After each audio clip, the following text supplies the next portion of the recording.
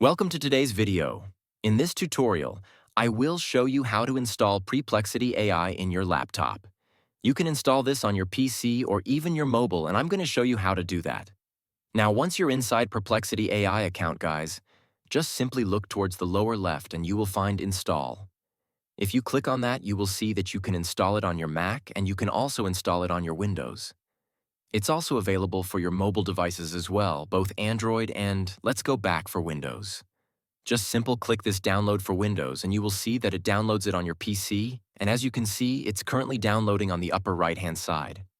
Once this is done, all we really have to do is click on that. You can find it in your Downloads folder, or you can install it by clicking on it once it downloads, and you will see that it's installing on my PC right there. So it's going to install really quick. All we have to do once we finish install it is to sign in with our credentials there, and you will see in a moment. Let me go ahead and minimize this so that you can see on the upper left-hand side, you can see there's an icon as well on my computer. Here it is.